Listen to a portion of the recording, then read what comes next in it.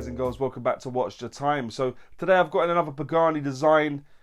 Bear with me just a moment, there's a bit of a story to this watch. So this is the Rolex Paul Newman Daytona Homage watch. Okay, so I did put on my story a little while ago. I was supposed to be releasing this video a while ago.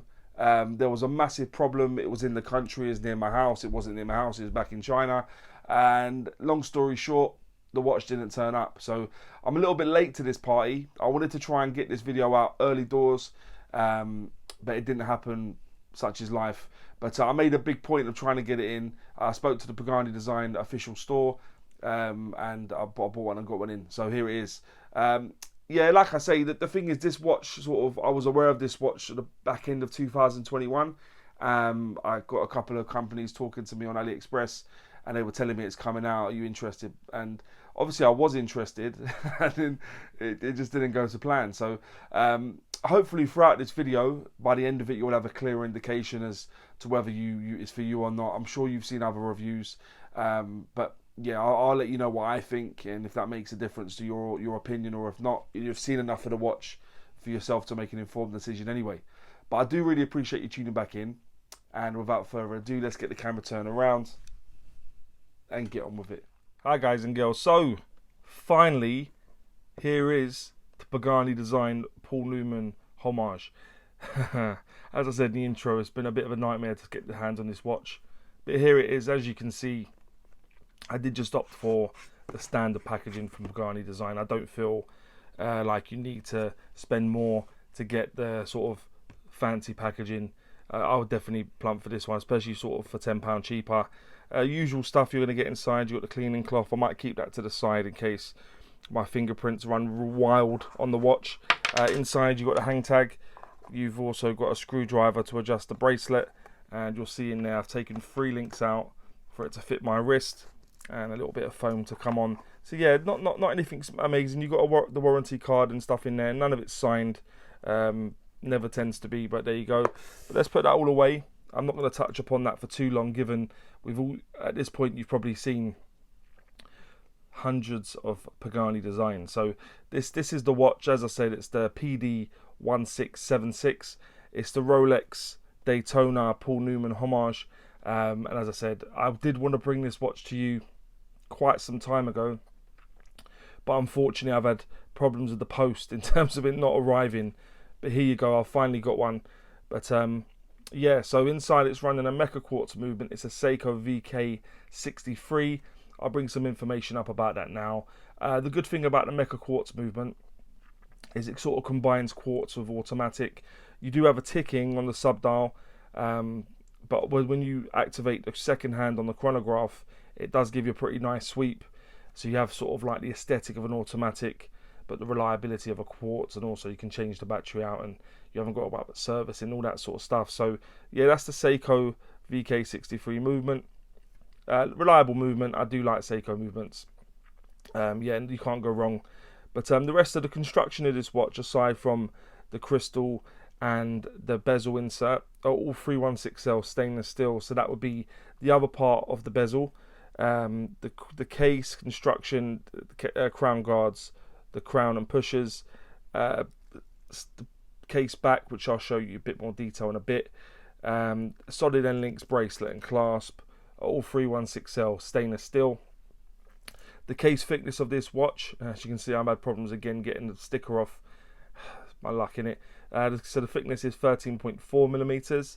The case diameter, when you measure without the pushers and stuff, which is a bit of a pain, but I got 40.2 millimeters. And when you include the crown graph with 9 to the 3, that does become 42.9 millimeters. The lug width is 20. That does taper down to 16 and back up to 18 at the clasp. And the lug to lug, tip to tip, is 47.5 millimeters. Given the fact it's got male end links to the center link, that does become 51.7 millimeters. So just bear that in mind. Yeah, it does overhang by a little bit.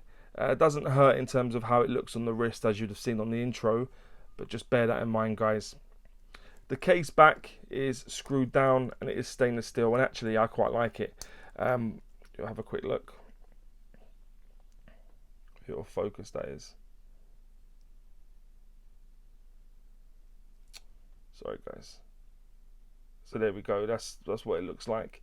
The checkered flag, because of what it's homage in, and just a bit more detail. Quite nice. They've gone for they've sort of gone for a case back in particular for this watch, because oftentimes they do just throw standard parts on, but they've given this a bit of thought, so well done. It's screwed down also. The bezel was a fixed ceramic bezel with a tachymeter on it, so yeah, that looks alright. And the crown is situated at the 3 o'clock. It is a screw down crown signed, and it does have pushes at the 2 and 4 o'clock position just to operate the chronograph, which I'll show you in a bit more detail in just a couple of moments. The strap is a stainless steel strap, as I've touched upon, brushed on the outside, polished in the center. There's only one link made to look like a 3-piece link, but pretty standard stuff really from what you get on AliExpress. And it does have the clasp is very similar to what you get on a Rolex.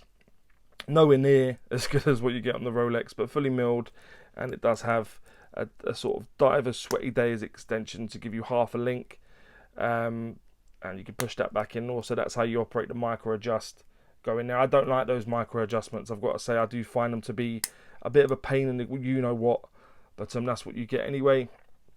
And the crystal is a sapphire crystal. It looks sort of almost like a top hat, sort of overhanging, but yeah, sapphire crystal, because I did test it.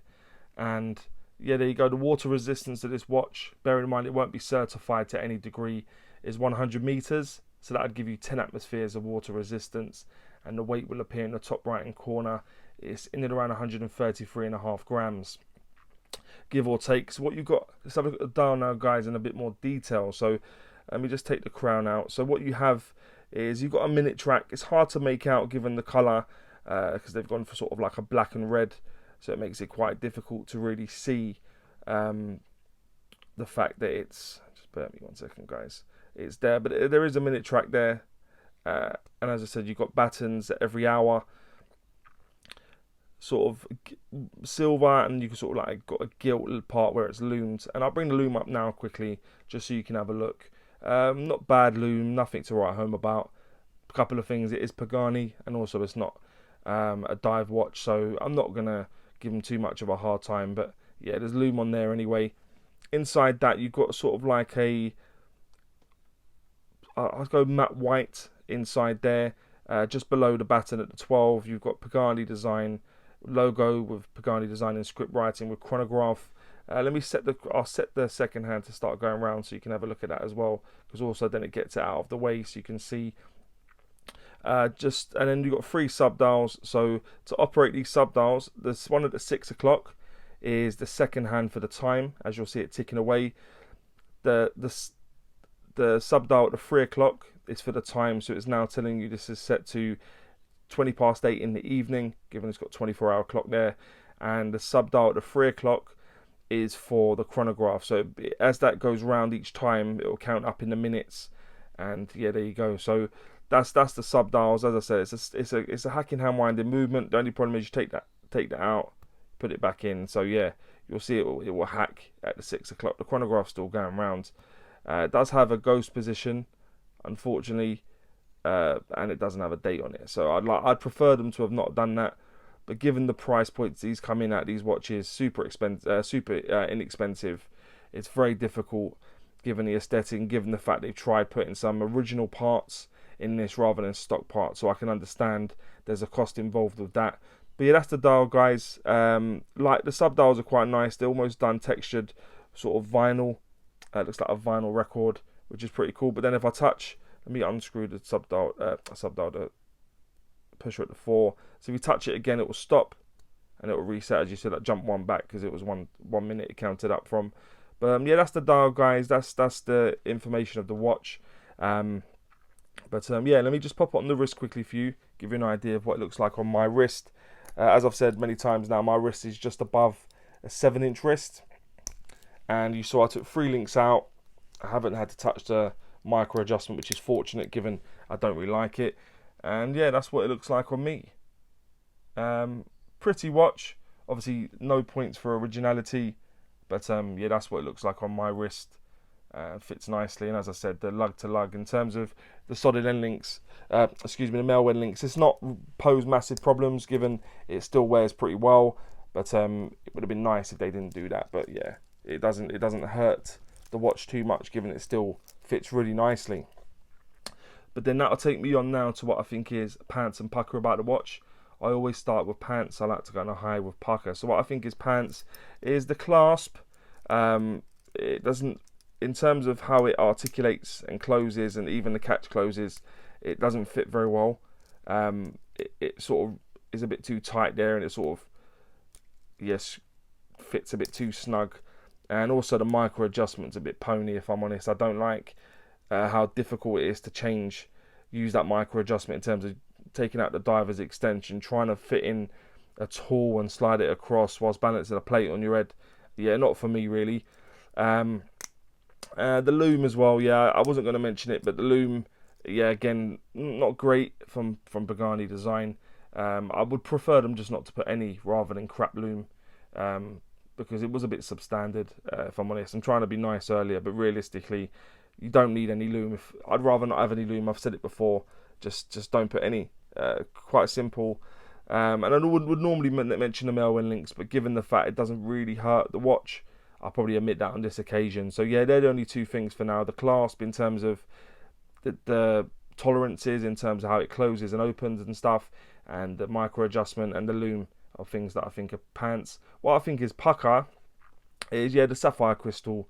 I know we get spoiled now in terms of what we get, but yeah, the sapphire crystal. The movement, yeah, Seiko VK63 movement, as much as a ghost position, as I said, given all the other stuff they've had to sort of add to the watch, like the case back and a bit on the dial and stuff, I get that, I can forgive that.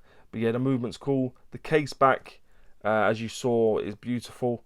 Really, really nice. Obviously, a little nod to the watch's homaging. The aesthetic, given the fact the real version of this watch sold for millions, the fact you can buy one that's homaging that watch looks pretty cool. It will give you years of service, I have no doubt, given the movement inside. Yeah, so the aesthetic and the price, as I say, in the sales you could pick this up for sort of 50-60 quid, which, given the fact it's got a Seiko movement, sapphire crystal, solid stainless steel construction, nice case back, yeah, I think it's a good offering really for the price. So just to surmise, I'd go with the sapphire crystal. The movement, the case back, the aesthetic, and the price are what I think is pucker. And would I recommend this watch?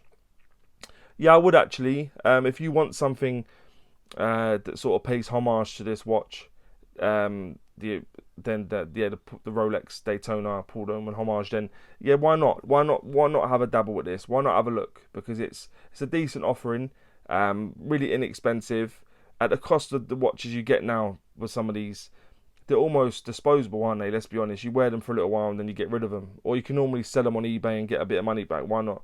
But yeah, I'd recommend it, guys. But guys and girls, let me know what you think about this watch, and maybe any other watches you may want to see on the channel. And as always, don't forget to like, subscribe, and always watch your time. Take care, guys. All the very best.